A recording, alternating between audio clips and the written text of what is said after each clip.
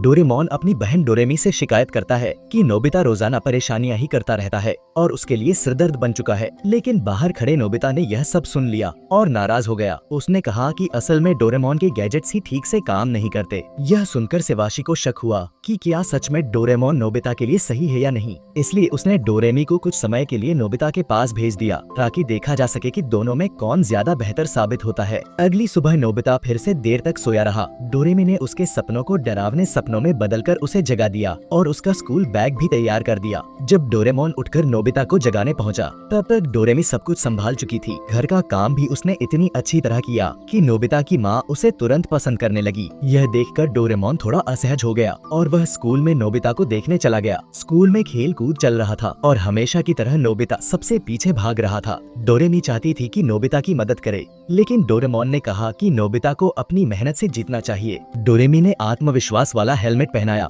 जिससे सबकी बातें उसे प्रोत्साहन जैसी लगने लगी। नतीजा ये हुआ कि नोबिता धीरे धीरे मेहनत करके आखिर में फिनिश लाइन तक पहुंच गया। यह देख डोरेमोन निश्चिंत होकर वापस चला गया। घर लौटकर सेवाशी ने डोरेमोन से हाल पूछा। डोरेमोन ने गुस्से में कहा कि नोबिता बहुत झंझट करता है और वो वापस 22वीं सदी लौटना चाहता है। सेवाशी ने तुरंत हाँ कर दी और कहा कि आगे से नोबिता की देखभाल डोरेमी ही करेगी। तब जाकर डोरेमोन को एहसास हुआ कि उसने गलती से गलत बोल दिया। असल में वो नोबिता को छोड़ना नहीं चाहता था। खुद को साबित करने के लिए डोरेमोन और डोरेमी ने नोबिता की राह में जाल बिछाया। जब नोबिता रास्ते में डिब्बे से ठोकर खाने वाला था, डोरेमोन ने एयर गन से उसे हटाना चाहा, लेकिन उल्टा डिब्बा उछलकर नोबिता के चेहरे पर लग गया। इसके बाद एक और घटना में नोबिता एक बच्ची का गुब्बारा पकड़ने में मदद करना चाहता था। डोरेमोन ने ट्रैम्पोलिन स्प्रे का इस्तेमाल किया, लेकिन उसकी ताकत इतनी ज्यादा था कि नोबिता दूसरे के आंगन में जा गिरा। वहाँ का कुत्ता उसे चोर समझकर काटने दौड़ा तो डोरेमोन ने हिप्नोसिस गन चलाई, मगर गलती से नोबिता भी सो गया। उसे उठाकर घर ले जाना पड़ा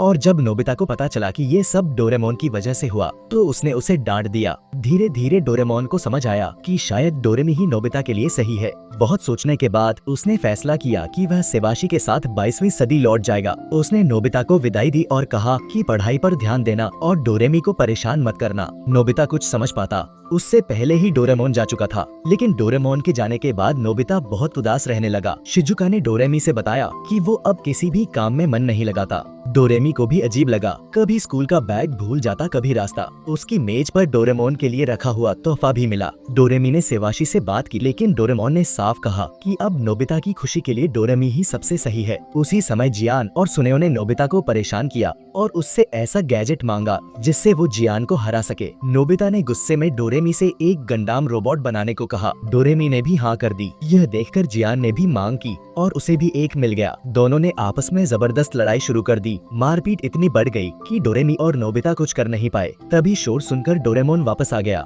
उसने जियान और सुनेओ की माओ को बुला लिया और लड़ाई खत्म हो गया। इस तरह डोरेमोन और नोबिता की फिर से मुलाकात हो गया। शाम ढलने पर विदाई का समय आ गया। नोबिता ने वो तोहफा डोरेमोन को दे दिया जो वो पहले नहीं दे पाया था। उसमें लिखा था, डोरेमोन हमेशा मेरा ख्याल रखने के लिए शुक्रिया। भले ही कभी कभी हमारी लड़ाई होती है, लेकिन मैं तुम्हें बहुत पसंद करता हूँ। हमेशा मेरे साथ रहना। नोबिता की आंखों में आंसू थे। डोरेमी और शिवाशी मुस्कुराई और वापस 22वीं सदी चली गई।